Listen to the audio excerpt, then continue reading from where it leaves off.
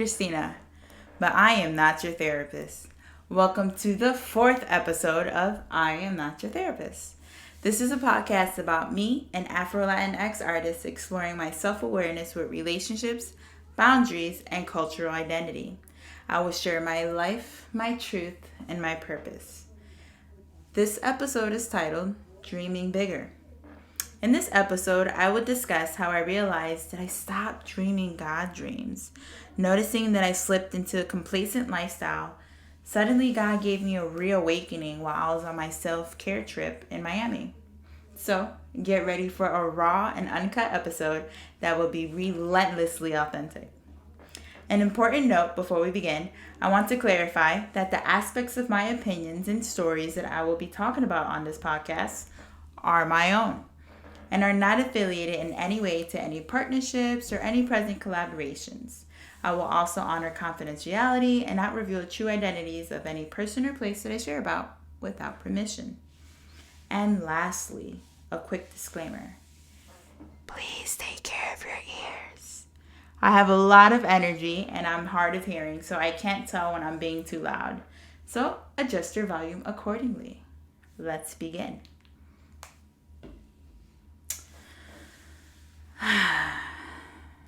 Dreaming bigger. Let's just start with dreaming. I feel like dreaming is something that comes so easily to children because they haven't had the world limit them yet. You know, they dream about being astronauts or traveling to outer space or discovering something in the ocean. You know, they go hand in hand with dreaming and using their imagination before the world gets them. That's how I like to describe it. That kids have such a freedom, such a fire to be able to ignite and create the world that they want to be in. Whether it's for fun, for play, maybe, you know, it's a way that they cope with their childhood if there's like abuse or anything going on. And I think it's just so beautiful to see the mind of innocence. Every child gets a box of crayons. And eventually, somewhere down the line, they get told that it's inappropriate to continue to dream and imagine and to think big. And then the world gets heavy and they're told you have to be responsible and get, you know, your homework done and you have to help your mom and all these things. And I believe that with my own life experiences, my childhood was taken from me in a sense of I just had a lot of responsibilities growing up in the household that I was in. A lot of helping the parents, you know, within the Latinx culture, the expectation to just show up and be present, to clean. And so I didn't get to dream as a young child all the way up until I left to college. I never dreamt of traveling anywhere. I never dreamt of wanting to go overseas. It was just, this is life. It wasn't terrible. I had food. I wasn't homeless. I'm not complaining in any sense, but I just think that it's interesting that I just didn't think bigger than the box that I was living in. And I was okay with that. And I know that a piece of me changed when I went to college. I started at Springfield, U of I Springfield, and then I transferred to Illinois State University. And it was through my college experiences, specifically when I got my internship at the Smithsonian. And it's so funny because I didn't even know what the Smithsonian was. God does this thing where he like puts his hand over my eyes and gives me doors and opportunities and connects me with people, and I have no idea who they are or how big it is. And so I remember when I was telling my art teacher, he asked me, I think I was like a sophomore. I was 23. It was 2013. I was 22. And he was like, oh, you know, where are you going to do your internship at? Because I had got this fellowship through the School of Fine Arts. And I was like, I don't know, some museum called like the Smithsonian or something. And he just started laughing and looking at me in awe. And he was like, you have no idea what that is, do you? And I was like, no. He's like, go look it up. I'm thinking it's just this one building. And, you know, I'm just going to work there over the summer. It's going to be fun. It's going to be cool. I had no idea that this was like an experience. And so I go there, and it was the first time outside of traveling to Colombia and then going to Miami as a pit stop. It was my first time leaving on my own. And I just saw different people and personalities, and I was just so independent in a whole different city. I went out in the nightlife and I met musicians and so many people that I met that are like, I believe one of them may have written for Ebony, one of the girls that I hung out with that summer. Another one is a news anchor in her town and has won many awards. And, you know, another one went on to become a doctor. And so it was just like a really, really beautiful summer where like I literally, the best way to explain it is like my eyes opened up. And I was like, whoa, there's so much more than just like school and studies and, you know, doing what I think is right and getting a degree. I was never the same after that. I made a lot of huge life decisions that summer that still impact me to this day. And I don't regret it. I needed it. I had to give myself the opportunity to feel that again. I came back and I struggled with transitioning. I was very sad. I was very confused. I was like, how can I come back to campus and just go to class and volunteer and do that after living a summer like that, an entire summer? You know, 4th of July, I met, you know, there's another house filled with interns. Mind you, I lived with like 12 other interns from my school. And then there was another house from New York, and, you know, their accents and their life. And, you know, it was the first time I met someone from New York. And it was just something that I noticed that I love to meet new people from different backgrounds, different experiences, and to compare it to my own. There is this one girl who lived in a house of New York, and we were talking about our commute, like to school. And I was like, oh, you know, I just ride my bike and it's like 10 minutes away and I just get to campus. And she was like, wow. I was like, how do you get to school? And she was like, well, I live in New Jersey and my school's in New York, and so I ride a ferry every morning. And when she said that, I just paused. And I was like, you ride a ferry? Like, what do you mean? She's like, I ride a ferry. It's like 45 minutes. And I'm like, to and from? She's like, yeah. And I just couldn't wrap my mind around it. And I was like, well, what if you forget a book? And you can't, like, I was so used to my house, my apartment off campus being so accessible. And she was like, no, if you forget it, you forget it. And it was very intriguing. It was like a flower in me had blossomed that I didn't even know could. And so after that, I think my vision of God had expanded, that there was more to offer. I've always been one that was filled with faith. And even in my journey going from Illinois State University to grad school, I only picked the School of the Art Institute. I was not qualified to get in. You needed a degree, a bachelor's in art therapy. Illinois State University did not offer that. And so this goes into a shout out to Trio, Trio Student Support Services, Angel Howard, woo, woo, woo. Because if it weren't for her and me breaking down in her office that one day, and, I went in and I was just crying. She was like, what's wrong? I was like, I don't know what I'm going to do. At this point, I had already dropped my biochem major. I was going to be an art teacher, and then Chicago started cutting other art programs. And so I was like, okay, I'll do business administration with the arts, or maybe I'll do a museum. And so I jumped from like major to major to major, trying all these classes, and nothing was working. Like nothing resonated deep within me. And so I'm sitting in her office, and I remember this vividly. I'm crying, and she was like, calm down, grab some tissue. And she's like, what do you like? And I said, let me do it in the voice that I usually do it in. And I was like, I like art, and I like the brain, and I like helping people. Duh! Crying.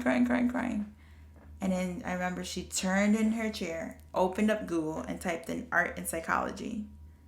And that's when art therapy came up at the School of the Art Institute of Chicago. And so I don't take no as an answer, as you already know. If you don't, now you do. And I was like, I'm going to get into this school. Like, I'm going to become an art therapist. I had never heard of it. It was completely foreign to me. I printed out all the requirements. I created my degree to fit their requirement. Volunteer hours.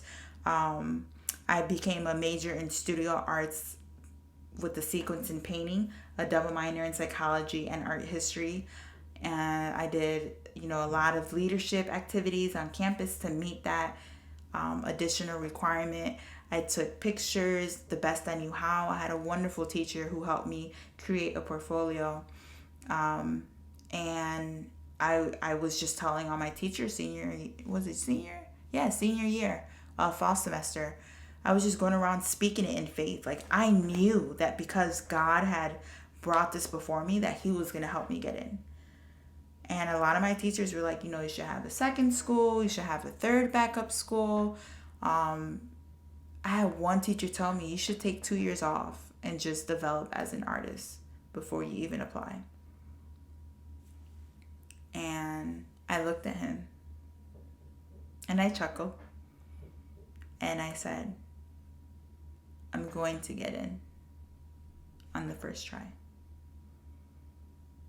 I know that God's going to open that door for me. And so I apply, I submit everything. I went to 3 open houses, got a whole bunch of feedback, was super involved. Q was the advisor for graduate students. I emailed him, got to know him, asked him questions, really connected, and wanted to show them that I was really interested in.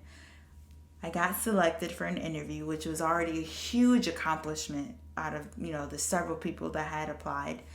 And I just remember just walking up there so confidently, grabbing that mic, having my artwork behind me on a projector, and just saying, I'm Christina Fontenelle, and this is my art, and this is what art therapy means to me. And then just walking down like a boss, shaking on the inside, sweating. Don't know where I pulled, that voice from, but I dug deep within me because I stood on the fact that God told me that this was a God dream. Sat down, did my one-on-one interview that same day, and I remember my final words saying, if you let me into this program, even though I don't meet all the requirements by not having a bachelor's degree in art therapy, I promise you that I will be the best damn art therapist that comes out of this program. Well, she liked my confidence, and she pushed along my application. I got in, 2-year journey. And then I remember it was my second year of the program. I took a vacation, oh my gosh, around this time. Yep, I graduated there in 2016, so it was November 2015. Oh my gosh! Oh, another aha moment. Oh God, he working early, okay? Oh man, I remember I went with my friend who was in the program, who was also Colombian, and I just went to Miami. I just wanted to go for a trip and just to take some time away. I wanted to just get away, and she invited me in and welcomed me into her home and her family, and she took me to Wynwood. And that was my first time really exploring Miami, because I had only landed at the airport to go to Colombia. So this was my first time outside of the airport.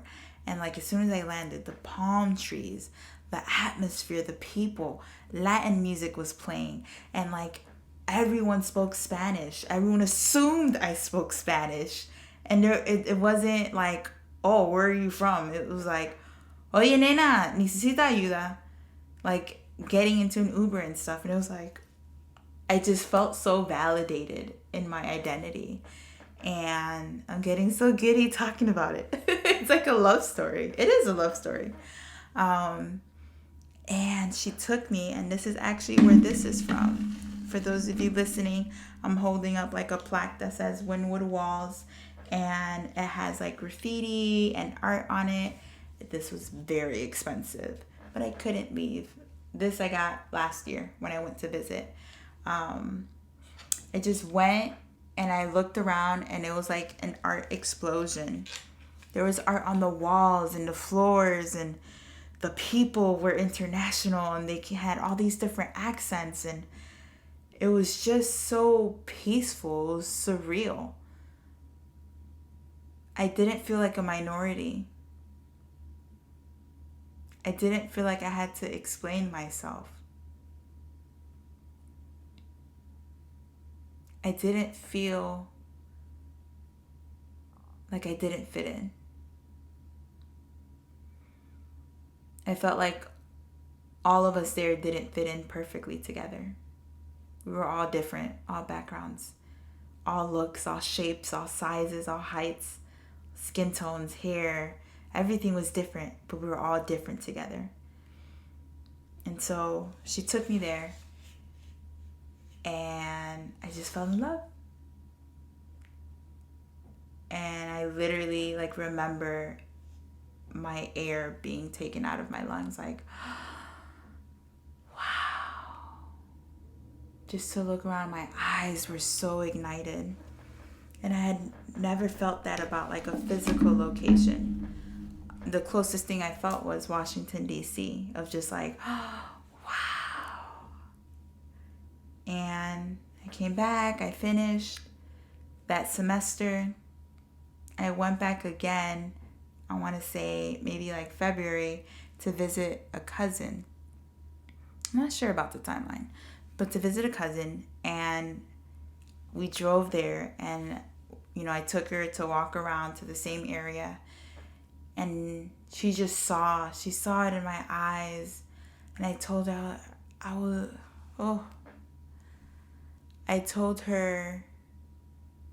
love to live here.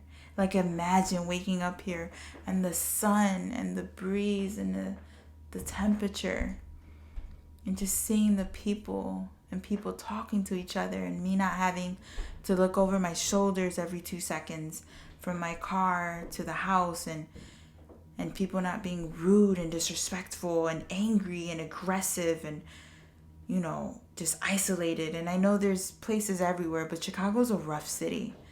Like, you can't just walk around smiling here. Like, you have to be able to know how to maneuver these streets. Or else.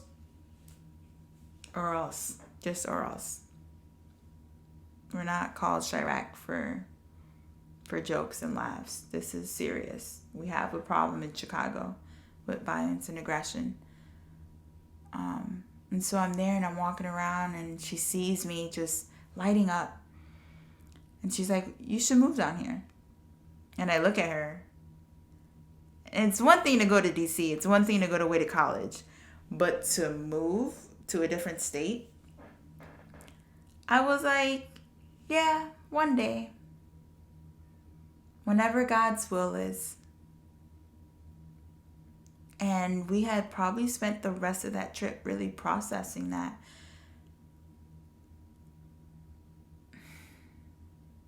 And she was like, you have to make it plain. You can't just put it in the air and say one day, when the Lord says, when God says, God will reveal it. And she was the first person who introduced like manifestations and intentions. And she's like, you need to write down what you want and give that to God. And I was like, at that time, I was 25. And I was like, how do I tell God what I want? That's not how it works. I didn't have that relationship with God yet. It was still very legalistic. God is judgmental and what God says goes. But in actuality, God, at that time, I was perceiving God the same way I was perceiving my Father. You don't give suggestions. You don't say what you want. You receive what you get. And so I'm looking at her and I was like, I don't know if I can literally tell God that. Even the way I prayed was so, I don't know. I describe it as like fluff, like clouds, like just light. It wasn't strong and forceful and impactful and direct. It was like, oh, Father God, if you can, if I can have a moment of your time, if you can listen to little old Christina, just want to thank you for letting me live another day. Okay, let me bow out and just say thank you, God, and let me not take up too much of your time. That's literally the relationship I had with God at that time. And I was afraid. I was confused. I didn't really understand all that she was saying, but I was trying to take it in. And so I did. And she shared about her experience about like, she wrote down where she wanted to live, when she wanted to move, what date, what month, how she wanted her apartment to look, what type of affirmations she wanted to know that it was coming from him. And I did. I made paintings of affirmations that one of my old advisors from Illinois State University actually bought from me. It was like multi-pattern with cloth and pastel and paint. And it was just like, I'm going to move to Miami. I'm going to do this. I'm going to do that. Just a lot of repeating it. And it happened. My dream happened because I was specific. I've got an apartment off Craigslist. I got a job that I found online on like Indeed or something. Got the interview, secured it, signed for the apartment. I'm telling you, when I say, oh, this was a dream, no, this was a God dream. I signed for an apartment I never had seen. I took a job that I've never went in person to even see if this was a real job. I left on a leap of faith. I literally told my family, I'm moving to Miami when I graduate. I had a job 2 weeks after I graduated. And I know that some of my peers, it took them at least 2 years to find a job. And so for that, I was already grateful that I was, graduating knowing that something was coming my way. I just knew it. I just had faith. I knew that God was going to show up because of how my heart went boom every time I was in Miami. And I believed it. Just like I believed I was going to get into the Art Institute on the first try. I believed that I was going to move to Miami. And so when everything aligned and I got everything, I went down there on a credit card and like, was it $300 to $700 in cash? That's all I had. First month paid, last month paid. I got in my car. Mind you, I had just got my license December 2015. Drove myself to Miami. Packed my little toot-toot. Whatever could fit was what went. Anything else got, left behind. And I did it. I drove 25 hours by myself. Got pulled over as soon as I left the state because I didn't know anything about driving outside of the city. And so I'm in the furthest lane to the left. going below the speed limit. Like, I was going so slow and so careful that the cop pulled me over and was like, ma'am, what's all that? I'm like, I'm moving to Miami. I just got a new job and blah, blah, blah. I was just so excited. Like, I'm leaving and I'm trying something completely foreign and different. And I'm going to somewhere I've never been. And like in the city. I stayed in Hollywood, which is like 20, the way I drive, 20 minutes outside of Miami. Typically maybe about 30 to 45 minutes. And again, I never heard of this town, never heard of the neighborhood, never seen the apartment in person. And so he left me on a warning. And he explained to me, he's like, I don't know how y'all do it in Illinois, but blah, blah, blah. So I'm driving. I got my playlist and I'm dancing. And, I was able to make a pit stop in Atlanta. That was a testimony in itself. My friend Ben, shout out to Ben. He had, I don't know if it was his cousin or his friend. I think it was his cousin who let me stay in her apartment. She worked the night shift. I stayed in her apartment. She left the key outside the door, gave me the code, all that stuff. Slept. She had food in the fridge, let me eat it, showered, got back up like at 5 or 6, got back on the road. Never even saw her because she was working the entire time. And I looked back and I was like, would I have let a complete stranger stay in my house while I was away? And I was like, that was a testimony in itself. And then I got in the car, drove the rest of the way, made it to my friend who took me to Wynwood for the first time. Stayed with her, took me to the apartment. It was a small little studio. And I just did it. My parents, I don't know if they were heartbroken, but I was supposed to leave like on a Monday and it was too hard to leave them. They were crying. I was crying. I had everything already packed. I literally was in this room sleeping on the bed that didn't even have sheets on it because I was supposed to be gone already. And I woke up that next morning, I think it was a Tuesday, like 8 a.m. And I was like, all right, it's time for me to go. I have pictures from that day. And then I look back and I was like, what a wild dream to literally follow and chase after your heart's desire to the point that you would step into the unknown in a city where I didn't have a single family member, any friends. I knew no one. I had no support system. I just knew that that's where I wanted to be and that's where I felt happy. And so I was there. Another God dream was like getting my second certificate in dance movement therapy in New York, auditioning for that. And so my life has had a lot of like these big moments of like, I'm going to do it. I'm showing up. God's going to show out. And I learned about speaking things into existence and, demanding things to be formed into the atmosphere. And then my mother got sick even more. I was struggling. I couldn't secure a job. A lot of the jobs were completing fraud and wanted me to like bill for extra hours, and I refused because it was unethical. And that was when I resorted to selling my art on the streets. And I'm so grateful for my good friend Jasmine, her now husband, Pueco. He saw that I was in my apartment trying to cope, and I was just making art like crazy, like 7 canvases at a time type painting up until 6 a.m, just like processing and running out of money. And my friend had loaned me $700 to be able to cover the rent. I didn't have gas. I didn't have food in my fridge. I didn't have anything.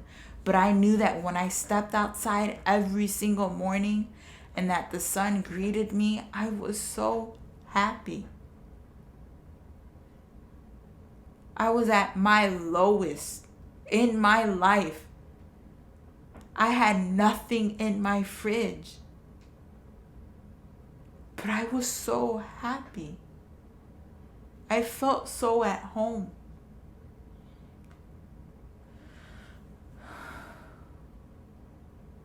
I literally had nothing. And I just took a blanket, laid it on the street, and just sold what I had.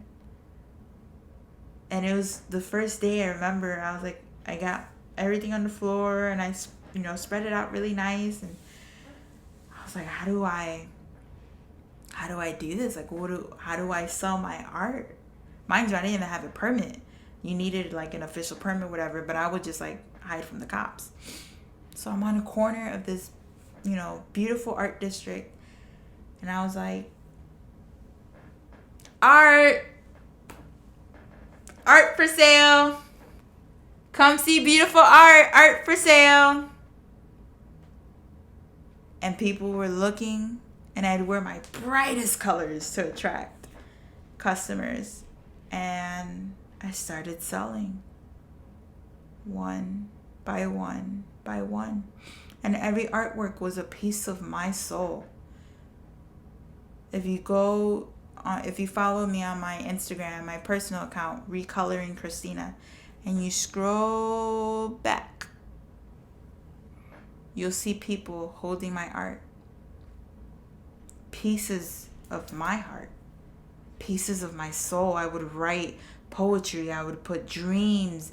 I would put just colors. I would put letters to myself and put pineapples and palm trees and flamingos in the ocean. And it was like I was trying to tell myself, stay. Push through. Don't give up. And if I'm 100, oh boy, so we just gonna do this. So if I'm 100% honest with myself, I believe that I used my mother being hospitalized as an excuse, as a way out. As a way out of that experience, saying that I didn't fail. If I packed up my bags before I got evicted, I wouldn't beat myself up, and I wouldn't say that I tried, I moved, I tried to dream my dream and I failed at it. And it was easier. Oh my gosh. Oh.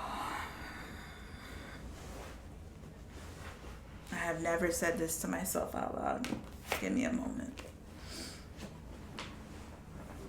Oh, this is making me uncomfortable.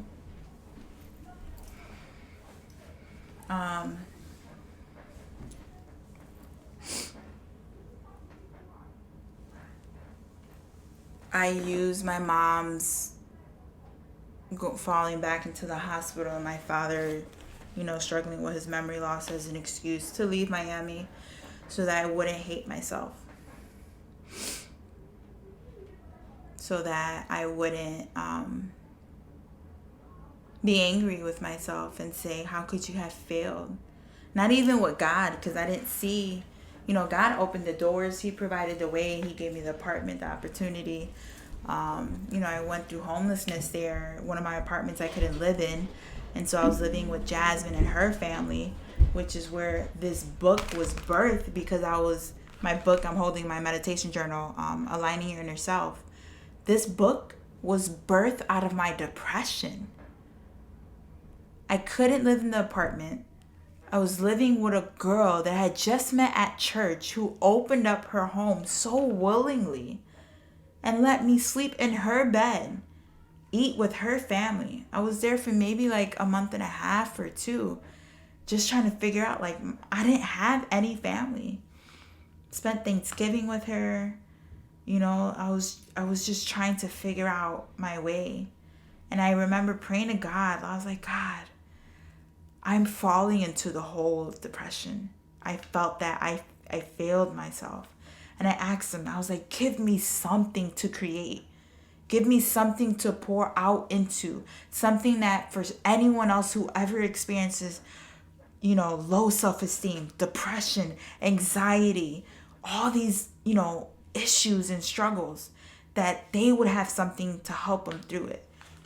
This meditation journal came from a broken place of me wanting to make sure no one else would ever get stuck in this hole that I was in. Her brother published it, I published it through the resource I use, but like within weeks, I typed it on a Word document. He reformatted it. I remember being in her house. I printed everything off of Word, put it in the order that the Holy Spirit led me in, and then gave it to him and was like, this is it. This is the journal. And we sat and we worked on it and we revised it and we worked on it and it was birthed. And I would sell this on the street with my artwork. And when people would read, I'm going to read you the introduction. Ooh, I haven't read this in a while.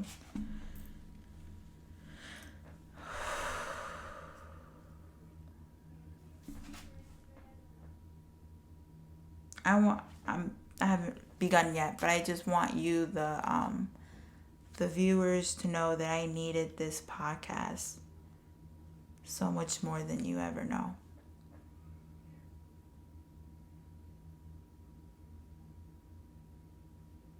This podcast just opens up doors that I've closed to myself. I'm grateful to share it with you all. So the introduction to Aligning Your Inner Self Meditation Journal. Over the years, I struggled with low self-esteem, negative thinking, anxiety, depression, lack of self-worth, and many other things. I fought battles within myself every day and often felt lost. Battles in which no one even knew I was fighting. Battles I was too ashamed to even share with anyone. I didn't trust people with my deepest, darkest fears because I thought that they would judge me. So I tried to bottle it in. My struggle with suppression is that I couldn't contain it. I had no other option but to search within myself for the root of all these feelings. And so I turned to writing as an outlet. I wrote to give all the thoughts running in my head a space to live outside of me. Having these words on paper helped me dissect and organize my thoughts and feelings.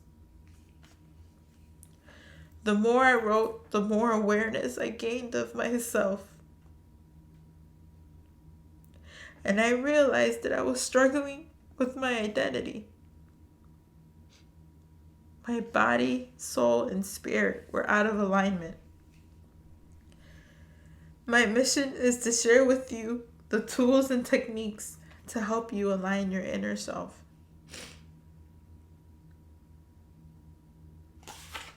I'm feeling led to read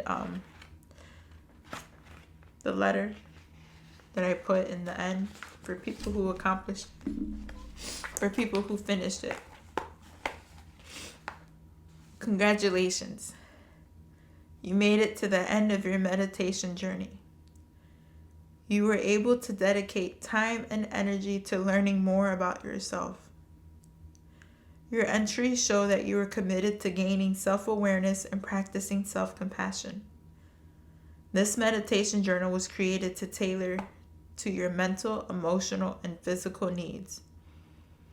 By simply writing and reflecting through this journal, you renewed your thought process and deepened the connection to yourself, the people around you, and to your higher power. My hope is that by incorporating your body, soul, and spirit, you are able to align your true inner self.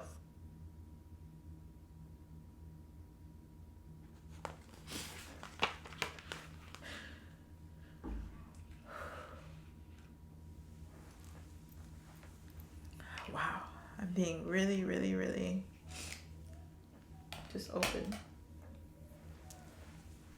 I'm going to take a moment to just acknowledge my emotions, what I'm feeling, where they're coming from. Something my therapist helps me to do instead of pushing them away and keeping the conversation going.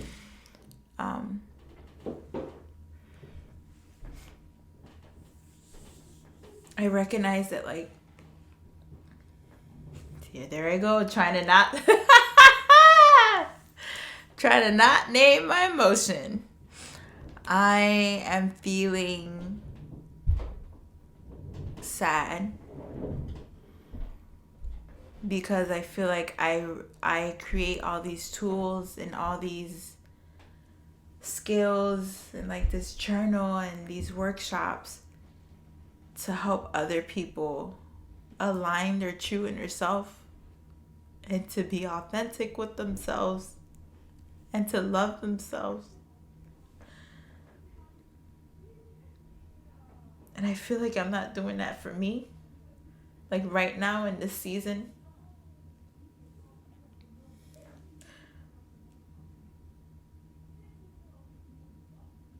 And I'm noticing that these emotions are coming because I feel like I'm trying to push everyone else to live their big dream and to live the life that they desire and to live what they want to be and how and where and who, because I didn't complete my dream. And so I guess I'm trying to live like vicariously through other people. I'm like, well, I couldn't make it, so maybe you can, and I'll be happy to help you on your journey.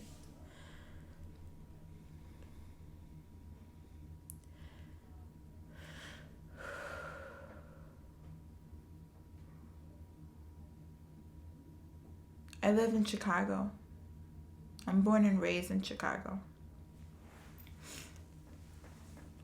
There's work to be done in Chicago, and that's what I have told myself since I moved back. There's work to be done. There's work to be done. God called me here because there's work to be done. I would give up my life for God because there's work to be done. Who's going to help the kids? Who's going to do art therapy and be a voice in the Black and brown community? Who's going to stand up? Things that I told myself as I fell into the complacent lifestyle. Struggling with depression, struggling with seasonal affective disorder in the winters. Terrible. I hate it. I hate winters. I hate winters with every ounce of my soul. I hate the cold. I hate the breeze. I love the ocean. I love the water. I hate the lake. I don't go to the lakefront. I like downtown, but it's okay. And I realize I've kind of like, since I moved back, fallen into this like slumber of just, this is what it is. This is my life. And then I would go and visit or go find a conference to go find some reason, to go to Miami or someone. Like, no, I don't think I've visited anyone. Just usually just like a conference or me just going by myself. I'm all snotty nosed. I would not apologize for being snotty nosed. Just like as an escape. It was like a high. Like I would go and be like, this world is real. This world does exist. And every time I would make friends and I would go see my old coworkers and hang out and talk and eat. And just like inject myself with the life that I wish I had stuck with.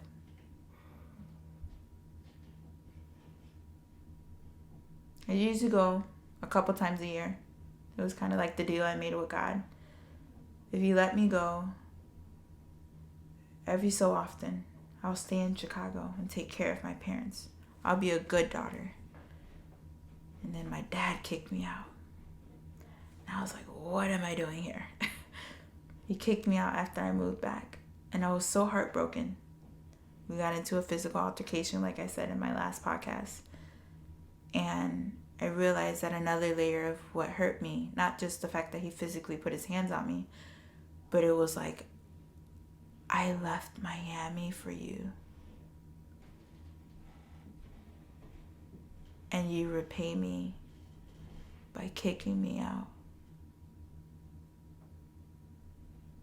I'm a survivor. I'm resilient. I got a job. I made it work. The contract ended a year ago, November 28th. Started my business full-time November 29th. And it just made it work. But this year was different because I couldn't go at all. And COVID. And feeling stuck and being inside. Of course, everyone has had things come up. And I went and I just booked the trip and I was like, I'm going. I'm going to Miami. I need it. I need the ocean. I need the water, the air, the breeze, the people. Mask and all, but I'm going. And I went. And I felt that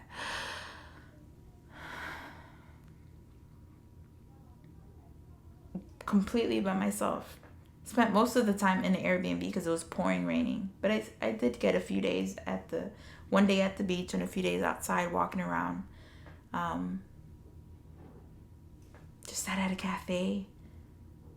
I worked the entire time. I was working full time. Everything was as usual. I was just physically in a different place. And I was so happy. Completely by myself. I was so happy. I got this tattoo there. And I had the God is faithful on my right arm already. And I have 2 palm trees now coming outside of it. And it was a reminder that like this was real, this dream I had. I tried it. And that's all it was going to be, that I tried it.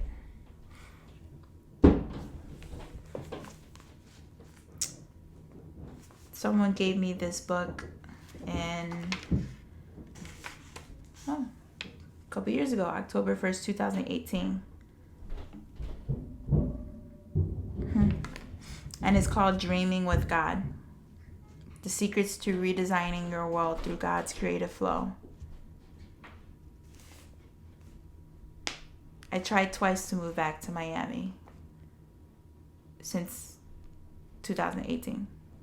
And both times have failed. Couldn't get a job, couldn't get a place. And I was just like, I just kept trying to run back there. And I couldn't find the right time and the alignment. And so I put this book down. And I think that it was when I put this book down that I stopped dreaming.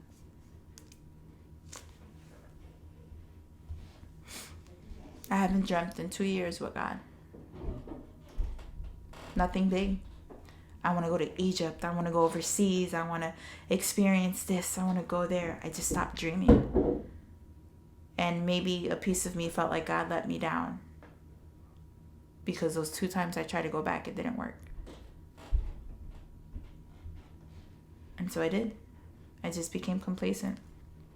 In my therapy session last week, I was just telling her about how I felt while I was in Miami and how alive I was and how free and just a different side of me. And I come back and I feel like just low energy, and I'm here in my home all the time by myself. And over there was like Twilight Zone. Everyone had masks on, but everyone was outside and greeting and, hey, where you from? What are you doing? Again, I spent a lot of time by myself in the Airbnb, but she recommended a book about dreaming with God. Not this one, but another one. And it just hit me. I was like, I have a book about dreaming with God. And I went to my library and I look. And I brought it back and I showed it to her. And she was like, oh, yeah, I know that writer. It's good. And I was just like, I haven't touched this in 2 years. And so I picked it up a couple days ago, and I'm going through it. I never made it through. I got wet one day. And I just never picked it back up. What I would like to read is a section, 2 sections. One is called God's Sovereignty, and just a few sentences from this one. There is no question that spending time with God changes our desires. We always become like the one we worship. But it's not because we've programmed to wish for the things He wants us to wish for. It's because in friendship we discover the things that please him, the secret things of his heart. My worship has been very deep lately, kind of like a cry out to God. Like my soul is asking for more out of life. I have goals. I have visions. I want a home. I want to own things. I want to get out of debt. But that's it. I don't want to do anything bigger than that. And so this spoke to me about like the deeper I go in myself, in my own truth, and facing myself, like having this podcast and being transparent and honest, the things of the heart are going to come up. And so another section is called All Desire Has a Father. A good way to remember the intent of the word desire is to break it down by syllables. De means of, and sire means father. All desire is, quote unquote, of the Father. The question should not be, are my desires from God? The question should be, with what or whom have I been in communion? I can commune with God, or I can commune with nothing. And I was just really pondering this. All desires. Where do our desires come from? Of God. I wouldn't be so passionate about loving Miami and the palm. I literally hug palm trees when I'm there. Like I'm so different. I'm just so I'm like, look at God in this plant. Look at God in this flower. Look at God in the ocean. Look at the sun. Listen to the birds. Listen to the waves. I guess hippie-ish, but really it's just I'm grounded. And on this trip, I sat under a palm tree and looked at the ocean and just cried for an hour. And I was just releasing. I have a Bible verse on the wall behind me that I got these while I lived in Miami. And it's Psalm 37:4. Delight yourself in the Lord, and he will give you the desires of your heart.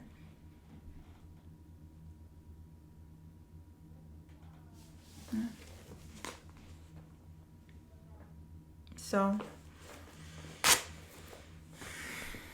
I'm going to dream again. I'm going to dream big. I'm going to dream the way I used to dream. I'm going to reconnect. There's so many things I want to do with life. I'm going to stop looking for happiness in other people or in cities that I know is not real. I'm trying to create this illusion. I'm just not happy.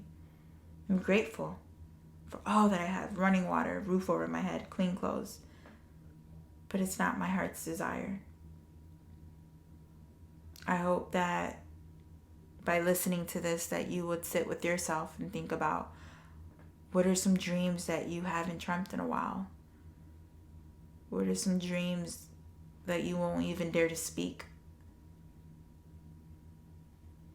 The pastor at VU Church, Rich Wilkerson Jr., the one who married Kanye, I went to his church once, a couple times, and he said, when you tell people your dreams, and if they don't laugh at you, you're not dreaming big enough. And I was like, whoa. You gotta dream big dreams. People laughed at me at the Art Institute. People laughed at me when I got into the Smithsonian. I didn't care that they were laughing. I just didn't know the depth of what I was receiving. Dream again. And don't just dream any dream. Dream your biggest, wildest, colorful, extraordinary, untangible dream. We literally only have one life. And I want to lay on my deathbed saying I did it. I lived my life to the fullest, and I tried the least you can do is try. Thank you. Thanks for tuning in. Thanks for sitting with me and all my emotions. This was a tough one. Miami will always be one that's in my heart. Connect with me. Like, share, follow. Get this out to the masses. There's someone out there who's also given up on themselves and their dreams. And we can't. There's too much life to live. I'll see y'all next week. And when you connect, tell me what you like. Tell me what you connected with. But don't ask me for advice now. Because you know why? Because I am not your therapist. Bye.